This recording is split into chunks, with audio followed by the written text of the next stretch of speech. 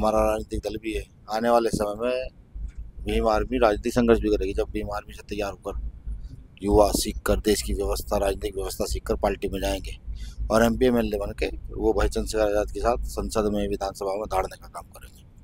अभी तो सांसद आपने एक पहुंचा दिए हैं, अभी 10 सीट पर और मौका है। प्रयास कर रहे हैं, मेहनत कर रहे हैं। कोशिश करने वालों को भी हार नहीं होती और दरिया से डर के नौका पड़ा। देखिए, कुछ अनुशासनहीनता के चलते फैसले लिए गए थे, लेकिन जो आरोप लगाए गए तो निराधार है। निराधार है ही, वो जांच कराई गई तो निराधार है वो लोग आरोप। लेकिन फिर भी हमने टीम का मान सम्मान करते हुए उनकी बातों पर अमल किया। फिर हमने एक नए अध्यक्ष को जो है वहाँ पर बनाया। अब देखा कि वो सही से नहीं चला पा रहा था।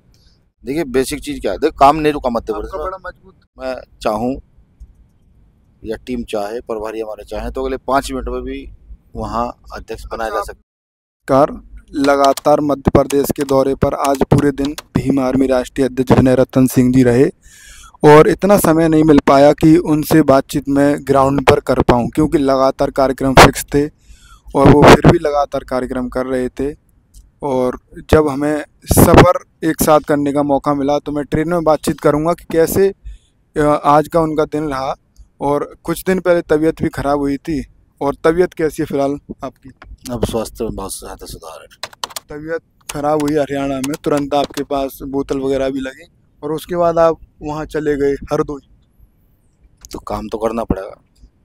अपने स्वास्थ्य पर ध्यान क्यों नहीं दे रहे? मतलब आप आज फिर यहाँ आ गए और सुबह का फिर कार्यक्रम। देखिए, आज के समय में खाद का खाना हो गया है। ठीक, खाद का खाना जब हो गया है तो कब क्या होगा कुछ नहीं पता। तो ये सोचते हैं कि जितना ज़्यादा काम कर लो उतना ज़्यादा अच्छा है। फिर भी डॉक्टर ने सलाह दी होगी ना कि आराम की। डॉक्टर ने कहा था कि 2-4-5 दिन आराम कीजिए। मैं हमारे लिए आराम है। जिस कौम में हम जन्मे हैं, आज भी उसके साथ अन्याय अत्याचार होता है। आज मध्य प्रदेश में था। अनुसूचित जाति की एक जाति है खगाड़, खगाड़ से ऐसी एक जाति है। पहले माँ को पीटा, पत्नी को पीटा, पिता को पीटा, भाई को पीटा दबंगों ने।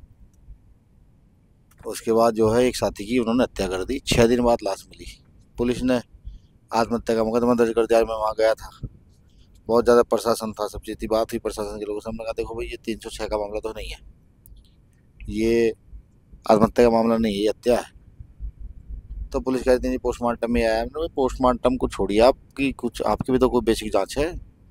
पहले से हमला किया गया है, घर के लिए सुरक्षा नीति कह के बोल कर आए हैं, तो वहाँ प्रशासनिक अधिकारियों ने कहा कि सुरक्षा लगा दी जाएगी और तमाम मांगे थी उनके बेचारों की, उसके लिए मांग करके आए हैं। मध्य प्रदेश से अभी हम लौट रहे हैं, अभी ट्रेन में ही है। सुबह आप 6 बजे पहुंचेंगे, इसके बाद कहाँ? कल मेरी बागपत की समीक्षा है, जिला बागपत की, और परसों बुलंदशहर की समीक्षा है, और तरसों मेरे 3 कार्यक्रम हैं। एक कार्यक्रम समीक्षा गाजियाबाद की है, नहीं परसों मेरे 3 कार्यक्रम हैं। पहले मैं बुलंदशहर जाऊँगा। बुलंदशहर के जाने के बाद एक कार्यक्रम सहारनपुर में ही है, एक क्षेत्र पड़ता है बैरीगढ़, वहाँ पर बहुत सारे लोग ज्वाइनिंग करेंगे पार्टी। और फिर रात को मेरा सहारनपुर में सत्संग है, और फिर अगले दिन सुबह फिर मेरी जो है गाजियाबाद की समीक्षा। डरा सहमा हुआ सा पूरा गांव था, क्या आप उम्मीद दे के आए हैं? क्या लगता है न्याय मिल पाएगा? जो डर था वो खत्म हुआ आपको देखा लगा? आपने देखा नहीं, जब मैं वहाँ गया तो महिलाएं, बेटियां सब घर से बाहर निकल के आ रही थी, सब खड़ी होकर सुन रही थी। ठीक, उससे पहले परिस्थिति ये थी, जिस परिवार के साथ मारपीट हो रही थी वो परिवार भी कुछ कहने के लिए तैयार नहीं था। आपने देखा होगा, जिस माँ का बेटा गया वो माँ कैसे तड़फ रही थी, बार बार कहती हमें न्याय दो, पुलिस झूठ बोल रही है, पुलिस झूठ बोल रही है। तो ताकत तो देखो मिलती है जब अपने अपनों को देखते हैं, ताकत तो मिलती है। क्या कुछ चेतावनी आपकी रही है? क्या देखिए, चेतावनी तो अभी नहीं दी है। अभी तो उनको ये कहा है कि भाई एक तो सुरक्षा की मुहैया कराई जाए, एक इनके घर में लाइसेंस, सशस्त्र लाइसेंस दिया जाए। ठीक, और इनको क्योंकि खतरा बहुत ज़्यादा है, इनको वहाँ से विस्थापित करके शहर में जो है वो SDM साहब इसको करें, वादा किया है उन्होंने। और उनके लिए, क्योंकि वो परिवार बहुत गरीब है, आर्थिक सहायता की मांग की गई है कि भाई आप इनकी आर्थिक सहायता कराएं सरकारी कोर्स। तो उन्होंने हमारी लगभग सभी मांगी मानी है, और उन्होंने कहा कि आप सब इन चीज़ों को लेटर बना के दीजिए तो हम इस पर कार्रवाई करेंगे। मैं उनको क्या कर रहा हूँ, चेतावनी क्या, चेतावनी समझें या अधिकार समझें। भाई अगर आप ऐसा नहीं करते तो फिर मैं दोबारा आ जाऊँगा, हमारी टीम फिर दोबारा आएगी, फिर चाहे मैं भोपाल की ओर कुछ करना पड़े तो उसके लिए भी तैयार है। आप यहाँ आएंगे तो आपको क्या रिपोर्ट मिली थी कि क्या कुछ इस केस में हुआ है, और आपके आने से पहले क्या कुछ बदला, और जब आपको सूचना नहीं थी तब क्या कुछ हुआ था? देखिए, मैंने इस पर ट्वीट भी किया था कि कोई हत्या हुई है, लेकिन जब मैं यहाँ आया तो मुझे जानकारी लगी हत्या से पहले जो है पूरे परिवार को मारा पीटा गया है, और ये एक बार नहीं कई बार हुआ। ठीक, पुलिस का भी संरक्षण उन लोगों को प्राप्त है, और जो है शायद पैसे धन सब बाहुबली भी वो लोग हैं। लेकिन आज जाने के बाद ना परिवार को मुझे लगता है कि परिवार में मुझे हिम्मत देखने को मिली कि परिवार ने हिम्मत की है, परिवार पीछे हटने के लिए तैयार नहीं है। तो उम्मीद है कि वो परिवार का जो डर है वो खत्म हुआ है, प्रशासन आपकी बातें माने? बिल्कुल मानेगा, माननी पड़ेगी। हम कौन सा प्रशासन है कोई गलत मांग कर रहे हैं, हम न्याय तो मांग रहे हैं। ये तो काम प्रशासन का है, देना चाहिए खुद ही। आप लौट आते हैं आंदोलन के बाद, क्या फिर उसके बाद क्या सूचना कैसे? अरे हम रिव्यू लेते हैं आंदोलन का, आंदोलन के पीछे लगे रहते हैं। हम अपने पदाधिकारी को लगातार भेजते हैं, अधिकारी के पास गाँव में भेजते हैं, पूरी रिपोर्ट लेकर रखते हैं जब तक उसमें उचित कार्रवाई ना हो जाए। आप हमेशा ही ऐसी घटनाओं पर जा रहे हैं, ऐसा कोई दिन नहीं है मैं जो देख पा रहा हूँ, डॉक्टर की सलाह के बाद भी आप नहीं रुक रहे हैं, और दिक्कत भी हो सकती है। मैं नहीं चाहता कि ऐसा हो कभी। डॉक्टर का काम सलाह देना है, उन्होंने सलाह दी, हमारा काम करना है। हम लोग मजबूती से काम कर रहे हैं, काम तो देखो करना पड़ेगा। कैसे देख पा रहे हैं भीम आर्मी के भविष्य को आप? भीम आर्मी जो है ना, नहीं, भीम आर्मी तमाम उम्र संघर्ष ही करेगी। खास तौर से जब तक मैं भी जिंदा हूँ तब तक तो भीम आर्मी को संघर्ष ही करना होगा।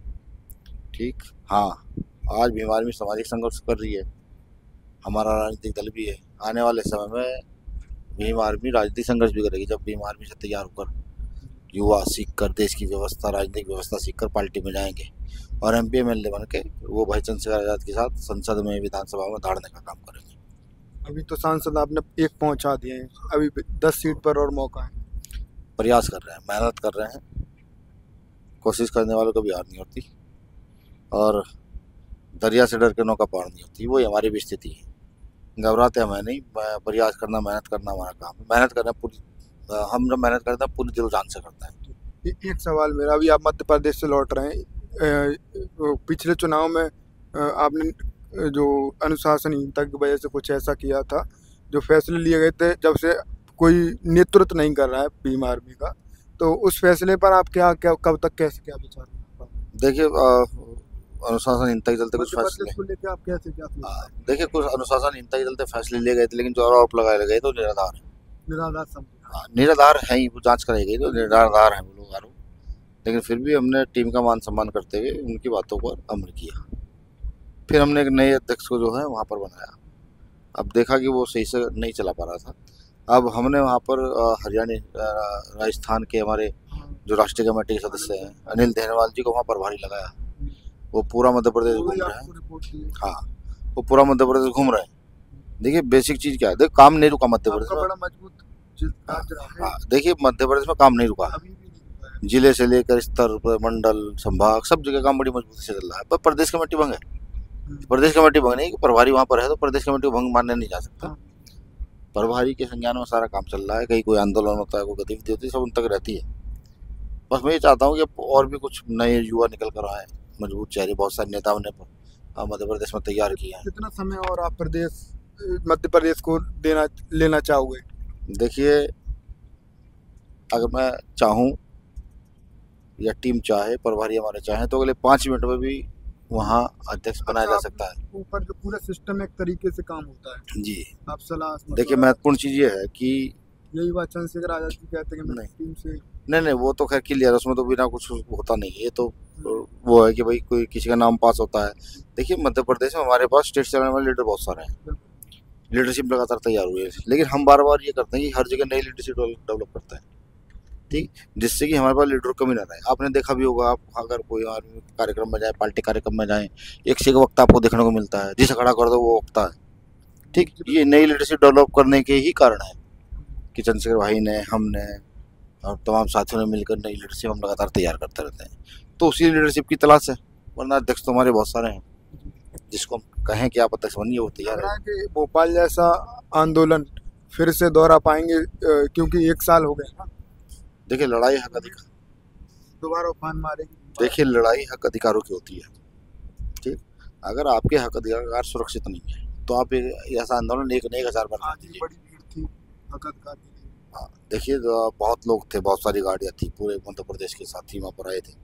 आपके चैनल के माध्यम से सभी का आभार, ठीक।